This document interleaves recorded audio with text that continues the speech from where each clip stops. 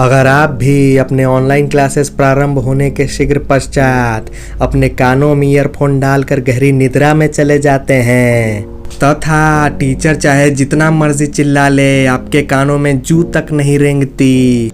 रुको जरा, सब्र करो, बोला धक्का बुक्की नहीं करने का। अंततः आपके फेसबुक के मैसेज के नोटिफिकेशन का रिंगटोन आपकी गहरी निद्रा को भंग करने में सफल हो जाता है।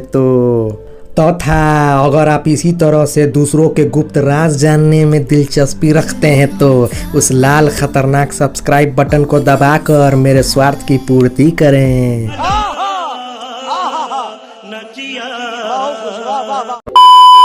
क्या है, काट देंगे मतलब इसका कट जाएगा, मतलब ये इसको काट देंगे, इसका कट जाएगा, इसका कट जाएगा, इसका कट जाएगा, इसका कट जाएगा। पीछे देखो, पीछे। प्रोडक्ट फ्रूट्स का फॉर्मूला टेस्ट करते हैं। कैसे टेस्ट करेगा बे? नागिन निकाली मुन्ना पे डोला लगला।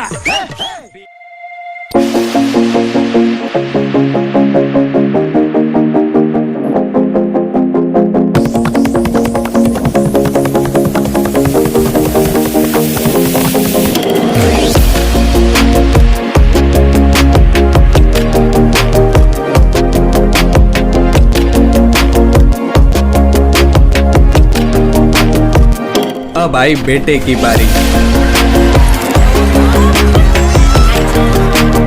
ये है क्वाड्रेटिक इक्वेशन, आपके 10th बोर्ड के सबसे आसान चैप्टरों में से एक। ये एक बाप, बेटे और माँ की कहानी है जो अक्सर हम आम जनता के साथ होते रहती है।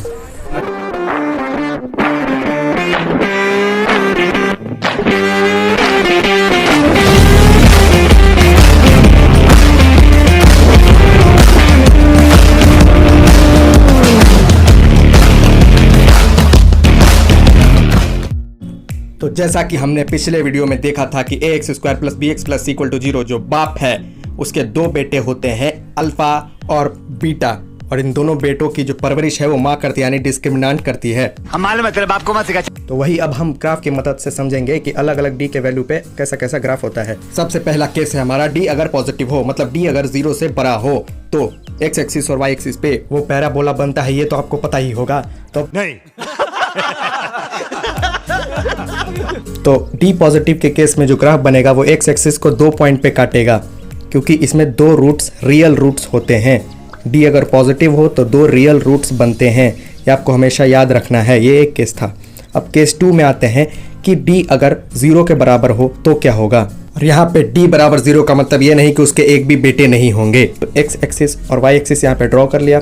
अब इसका जो ग्राफ होगा ये भी पैराबोला होगा, लेकिन ये एक्स एक्सिस को एक पॉइंट पे टच करेगा। सिर्फ क्या करेगा? सिर्फ टच करेगा, कट नहीं करेगा एक्स एक्सिस को, जिसकी वजह से इसके जो रूट्स होंगे वो इक्वल होंगे, यानी कि इसके दोनों रियल रूट्स क्या होंगे? इक्वल होंगे।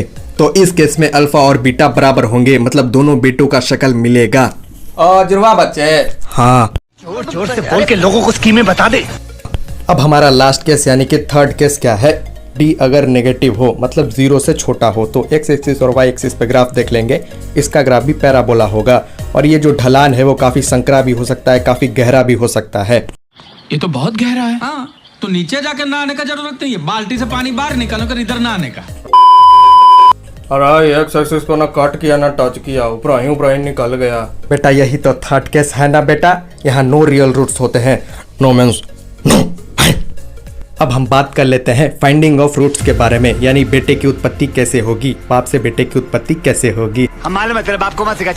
इसके 2 मेथड हैं, दोनों मेथड हम जान रहे होंगे। पहला मेथड बाय फैक्टराइजिंग LHS, यानी कि ax² + bx + c बाप के लेफ्ट हैंड साइड में होता है, उसे फैक्टराइज करके। और अगर आप फैक्टराइज करना नहीं जानते, जो कि 8-9 क्लास में होता है, तो अगर मेरा दिमाग गर्म हो गया ना तो ठंडा भी फटाफट हो जाता है।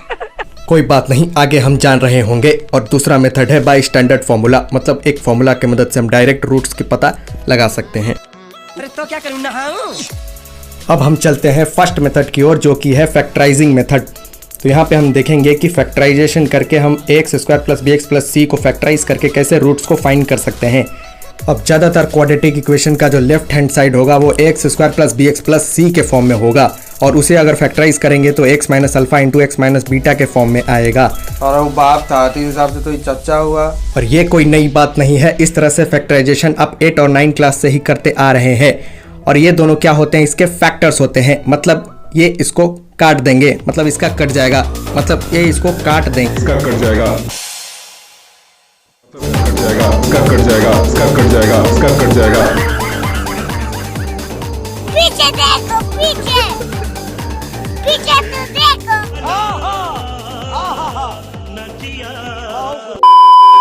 काट देंगे, ठीक है, मतलब इससे डिवाइड करके ये क्या हो जाएंगे, कट जाएंगे। तो यहाँ पे अगर आप कटने कटाने से कंफ्यूज हो रहे हो तो यहाँ पे देख लो 6 जो है वो 2 से 3 बार में कट रहा है, मतलब कि रूट्स के लिए हमें क्या करना होगा। तो जैसा कि हम जानते हैं कि x माइनस अल्फ़ा और x माइनस बीटा जो है वो फैक्टर्स हैं, तो x माइनस अल्फ़ा और x माइनस बीटा दोनों को हम जीरो करेंगे।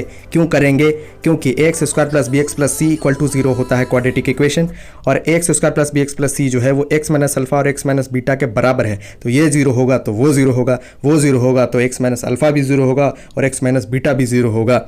मारो, हमको जिंदा मत छोड़ो सालो। तो रुको जरा, सबर करो।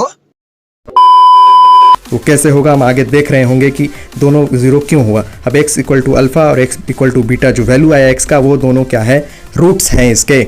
तो 2 रूट्स हमें यहाँ पे पता चल गया, तो बेटे की उत्पत्ति यहाँ पे इस तरह से हुई। अब हमको ये नहीं समझ में आ रहा, बीच में माँ तो आई नहीं, कैसे उत्पत्ति तो आज हुई? का थ्योरी पोर्शन यहीं तक था। अब हम एग्जाम्पल की मदद से समझने की कोशिश करते हैं इस सारी चीज़ों को एक एक करके। तो यहाँ पे एक quadratic equation x square minus 5x plus 6 equal to 0 दी हुई है, जिसका रूट्स हमें फाइंड करना है।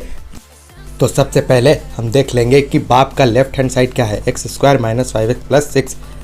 अब ये जो लेफ्ट हैंड साइड है इसको फैक्टराइज करना है, और इसको फैक्टराइज करना हमें पहले से ही आता है। एक्स स्क्वायर का कोफिशिएंट देखेंगे 1 और कांस्टेंट टर्म 6, दोनों को मल्टीप्लाई करेंगे। 1 इंटू 6 क्या हो गया, 6। अब 6 का फैक्टराइजेशन करेंगे, मतलब ये गुणनखंड 2 से 3 बार में 2 और 3 इसके फैक्टर्स आए। तो अब 2 3 को इस तरह से अरेंज करना है कि जिसका जोड़ मिडिल टर्म आए और प्रोडक्ट जो हमें गुना करके आया है वो आए। तो 5 लाने के लिए 2 और 3 को जोड़ना पड़ेगा, तो 5x लाने के लिए 2x और 3x को जोड़ना पड़ेगा। तो माइनस 5x कब आएगा, माइनस 2x और माइनस 3x को जोड़ के।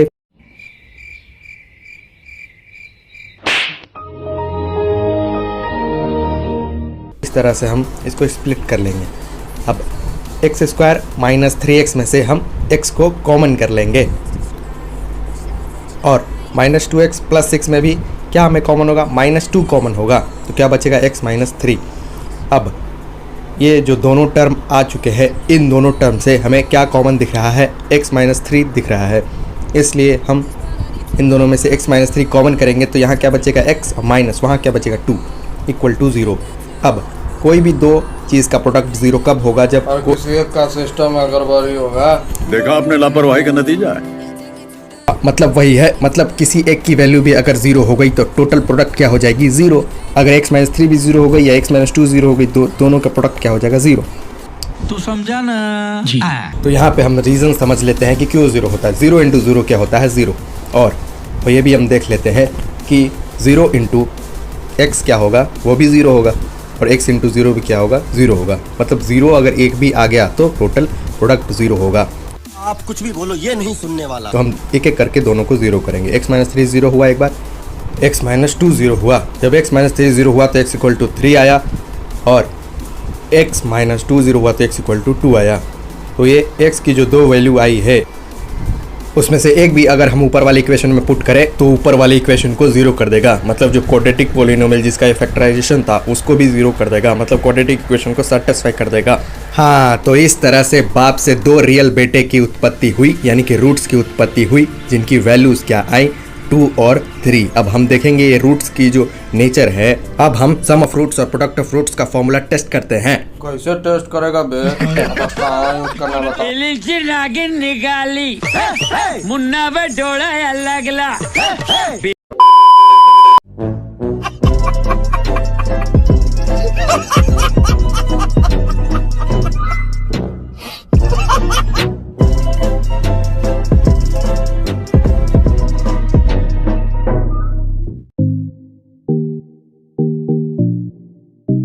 हाँ इसी तरह के और वीडियो के लिए लाइक कर दीजिएगा। हाँ बोलो भाई, कमेंट कर दीजिएगा कमेंट सेक्शन में, दोस्तों को शेयर कर दीजिएगा। अब कुछ अबे सब्सक्राइब करने के लिए कौन बोलेगा बे?